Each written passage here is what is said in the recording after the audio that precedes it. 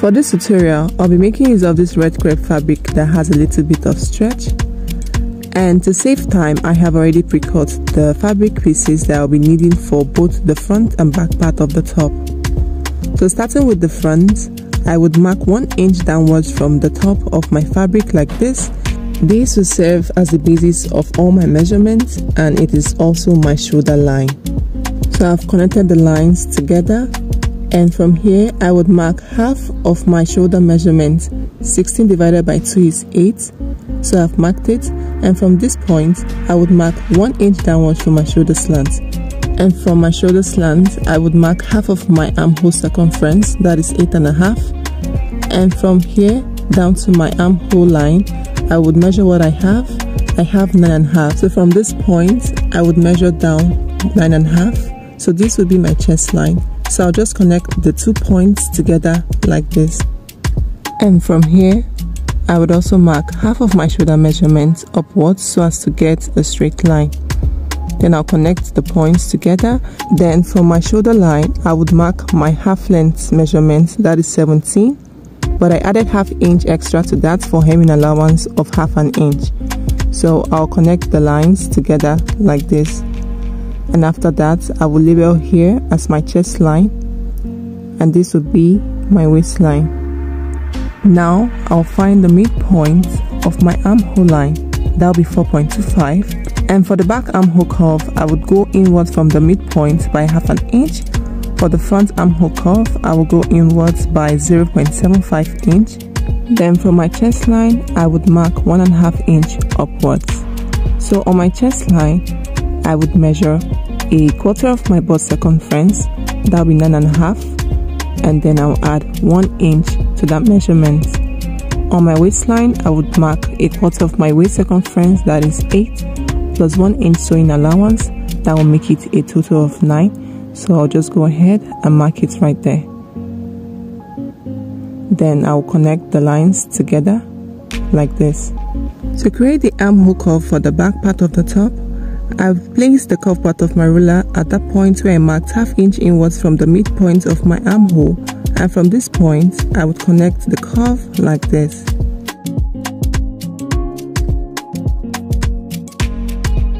To create the front armhole curve, I would place the curve part of my ruler on that 0.75 inch line inwards from the midpoint of my armhole line and connect like this.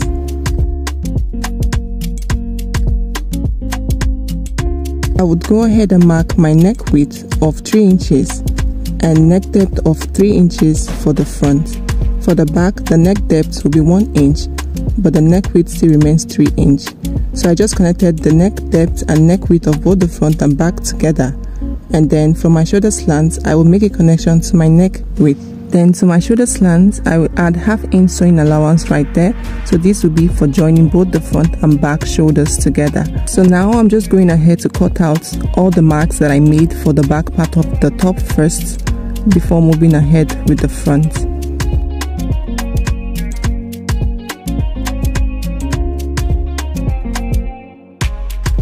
After that, I would place what I cut out for the back on the second piece of fabric that I cut out from the beginning so as to transfer all the markings for the back. So what I'm going to do next is to make sure that there's an extension of ½ inch right there at the center back. Then I'll go ahead and cut out the back again.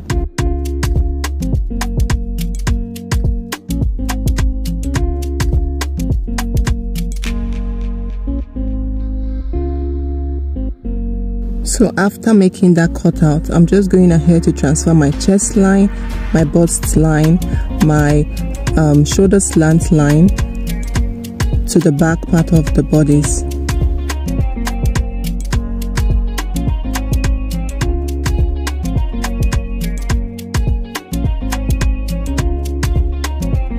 So now I'm just going ahead to mark out those lines that I transferred from the front so that it is visible on the back. So the ½ inch extension that I added to the back is not for a zip because this is a backless top.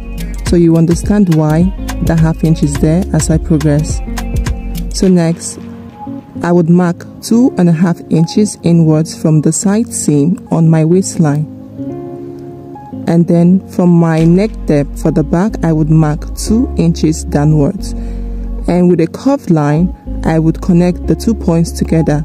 So this will be for the opening for the back. Just know that the more deeper you make the curve, the more open the back will be and the more gaping there will be, because this is a freehand cutting method. So now I'll just go ahead and cut out the shape that I made for mine.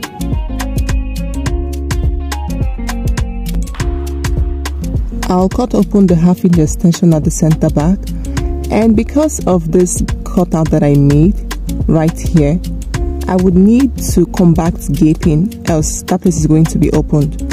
So I'm just going ahead to just find the right spot for the darts that would create for the back. So I made the line straight towards the back armhole curve, and I will mark 1/2 inch on both sides of the line. So I will be creating a dart right there. So the darts will have a size of 1 inch. So this is how I'll be sewing the dart, like this. So I'll notch the dart line so that it reflects on the other part of the back.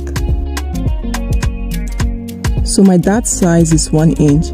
So you're free to make yours probably 1.5 or even 2 inches. So if I open up the back like this is what it looks like. So this will be all for the back for now. Moving on to the front. So I'll start by cutting out the front neckline of 3 inches, and then I'll cut out the front armhole curve.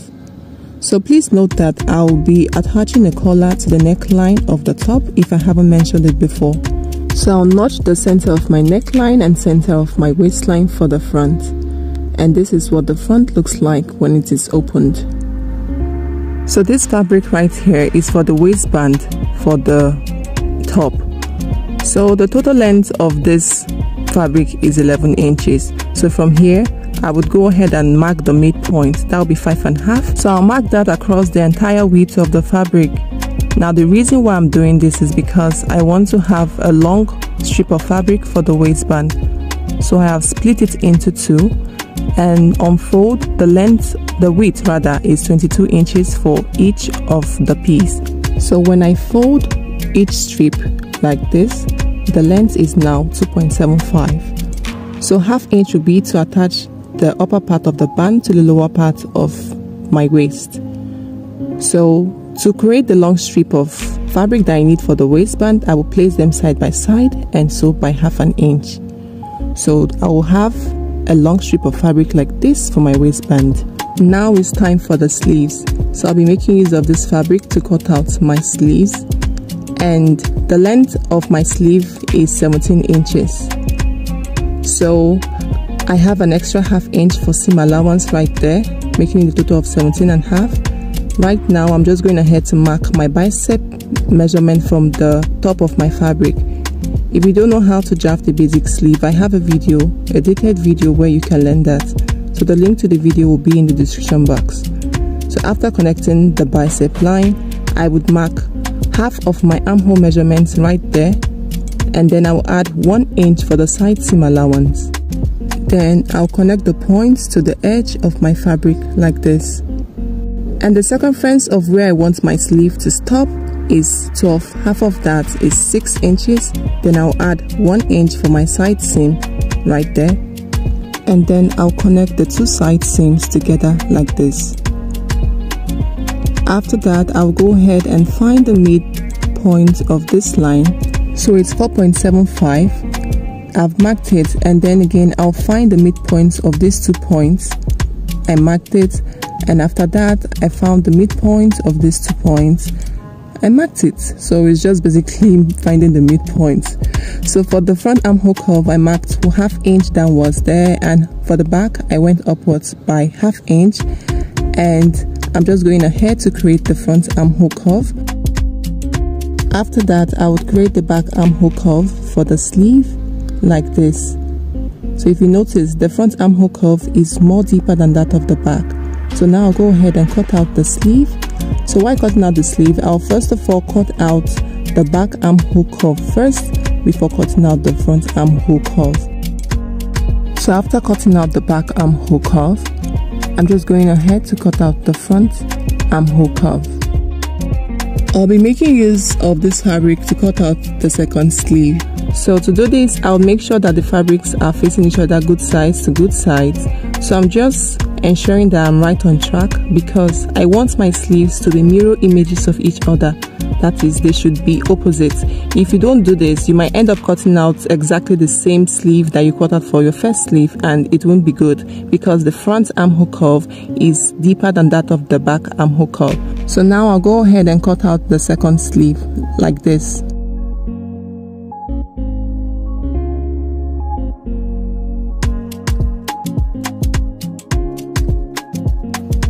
I'll be creating gathers with these strips of fabric around the hem of my sleeve. So the length for each of this fabric is 25.5. So for the width, I will fold it into 2, and what I have is 3.5. Half an inch is seam allowance to attach the upper part to the lower part of my sleeve. So the circumference of the hem of my sleeve is 13 inches. So this is how I will be placing the strips of fabric around the hem of the sleeves. To kickstart the sewing process, I would sew the dart that I placed at the back part of the bodice. So I'll fold the dart into 2 and sew together by half an inch because the dart allowance is 1 inch. So after sewing the first one, I will go ahead and do the same thing for the second dart. Fold into 2 and sew. After sewing the 2 darts, this is what the back bodice currently looks like. Next, I will go ahead and make use of this my red bias tape to finish the back opening, starting from here all the way to this point. So I have done that, as you can see. Next, I'm going to place the shoulders of both the front and back together like this and sew by half an inch. So after sewing the first one, I will do the same for the second one. And this is what it looks like after sewing. Now for the sleeve, I will start by making gathers with the strip of fabric that I cut out. So I would use my needle and thread to make gathers because I am more comfortable with this method. So I would gather it, and once I am done, I will begin to release the gathers a bit so that it fits into the hem of the sleeve. So I would place it this way, and then I would secure the side seam of the gathers to the side seam of the sleeve like this so that it is balanced, and then I'll go ahead and sew the gathers to the hem of the sleeve by half an inch. After sewing, this is what the hem of the sleeve currently looks like. So I'll sew the sleeve to the armhole of the bodice. So I have done that, and after sewing the first sleeve to the bodice, I did the same for the second sleeve. So starting from the side seam allowance of the sleeve, I would sew by 1 inch all the way down to the waistline of the bodice, and I would do the same on this other side. So now for the waistband of the top, I would go ahead and find the midpoint of the first strip of fabric that I cut out previously, and I would notch the midpoint. Now for the second piece of fabric for the waistband, I will fold it into 2 like this and notch the midpoint. Then I'll go ahead and split it into 2. This is because I want to have a waistband without having a seam at the center front. So I would place the side seam of the shorter strip to the side seam of the longer strip and sew by half inch all the way down. So I have sewn the pieces together, and this is what I currently have for the waistband. So now back to the bodice for the top. I would start by measuring from the waistline of the back to the center notch. I have 9 inches. And from the center notch, I would also measure what I have down to the back waistline. What I have is 9 inches. So starting from this point all the way to the other part of the back waistline, I have a total of 18 inches. Next, I would mark half inch above the hem of my waistline like this, and I'll connect the lines together. So I've gone ahead to fold my waistband into 2, and right there is the center notch. So from the center notch, I would mark 9 inches to my right and 9 inches to my left, making a total of 18. And I will fold the waistband into two like this, making sure that the ends of the waistband are together, and I would go inwards by 7 inches. Then from the top of the waistband, I would measure 1 inch downwards, and from that point I will connect the lines together like this, and then I'll go ahead and cut it out. This is because I want to have a curve shape at the end of my waistband. So from the lower part at the end of my waistband, I will start by sewing 1/2 inch, and I will move all the way to this point. When I get here, I would make a back stitch. I won't sew that area, and from here I would make a back stitch and start sewing by 1/2 inch all the way to the end of the waistband, and I will go downwards by 1/2 inch. So from here to this point is opened. Next, I'll go ahead and place a notch at this point where I made a back stitch. Be careful not to cut through your seams. So that's the notch, and I'll repeat the same thing for this other part, placing a notch like this.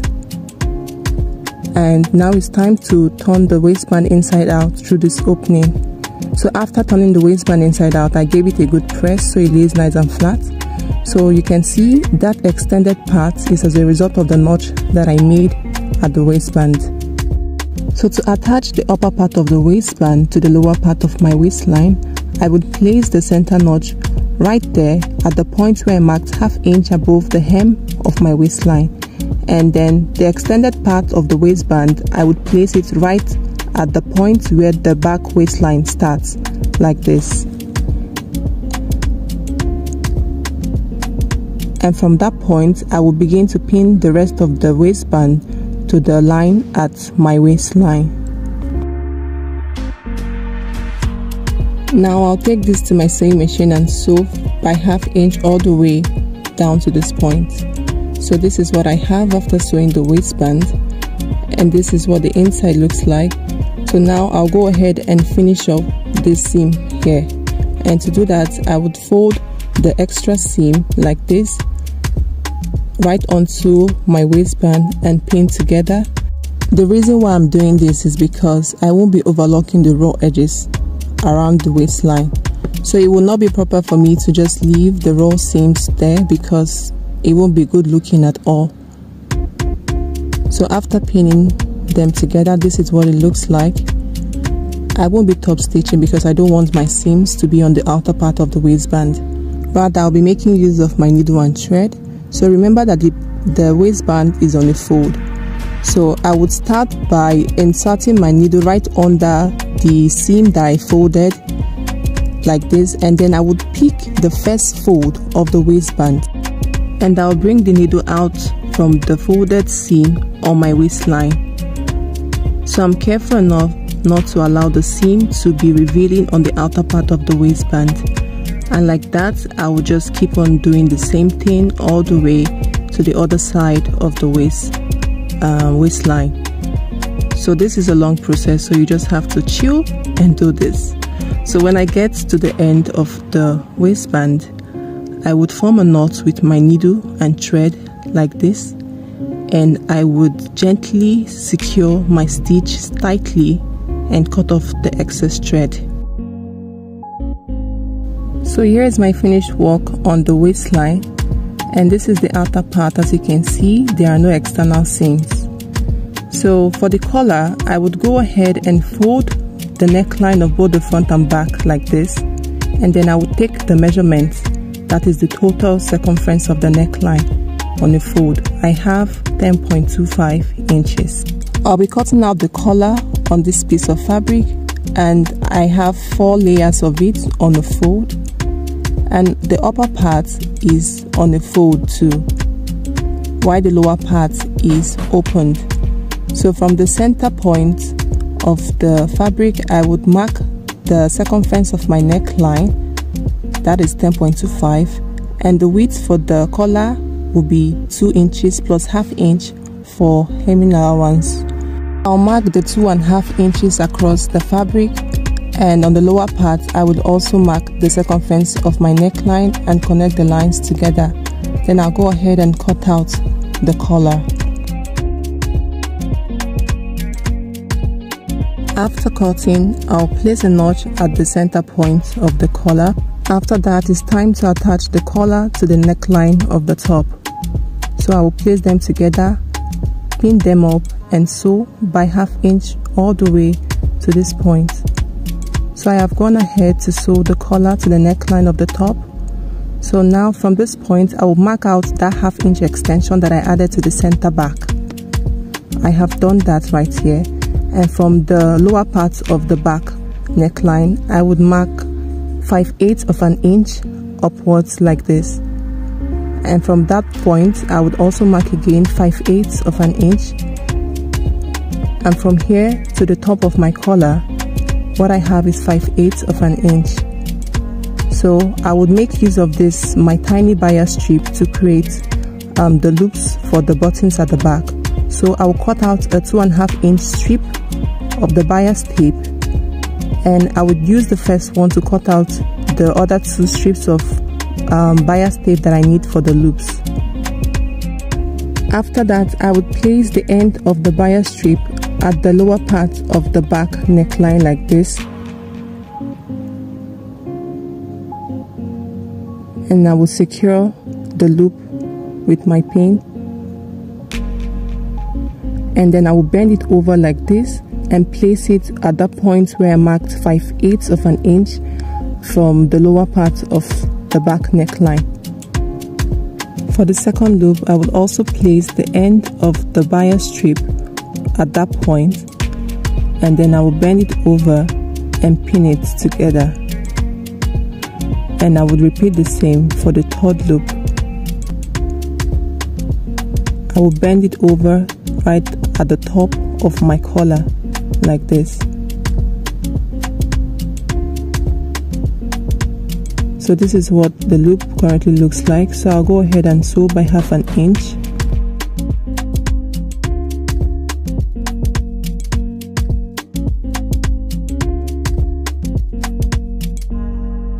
After sewing the loops to the back neckline, this is what I have.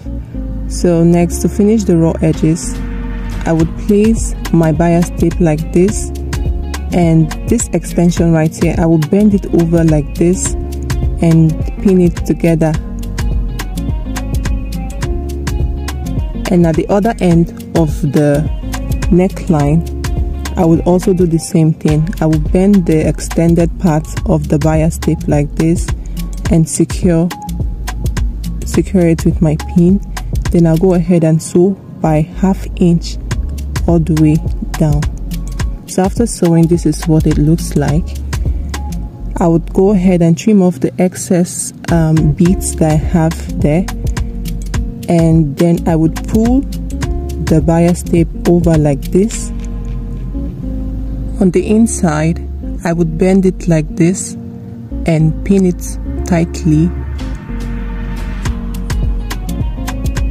Then I would take this to my sewing machine and sew right at the edge. So this is what it looks like after sewing the edge of the bias tape.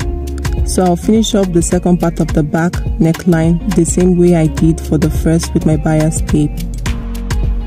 So I have finished the other part. So now I will go ahead and sew my buttons right at the edge. So I'll be making use of these 3 black buttons, and the size of each of my buttons is 1/2 inch. I'm placing the buttons right at the spots where I want them to be, and after that I'll go ahead and sew them. So I have sewn my buttons to the other part of the back. So I'll go ahead and overlap this part of the back that has the loop over the buttons like this. So this is how the upper part of the back neckline is. So I made this scrunchie from the rest of my fabric and elastic band. So the function of this scrunchie is to help the back part of the top to relax swell when the waistband is not tied. So to insert the scrunchie into the back part of the waist of the top rather, I would measure 4.5 inches downwards from my armhole curve. And I would do the same thing on the other side.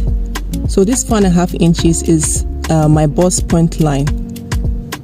So I have marked that, and then I would insert the scrunchie right under the point where I marked and pin, and I would do the same thing on the other side. Then I'll take this to my sewing machine and top stitch right here and also right here. So as you can see, the scrunchie is attached to the back of the top.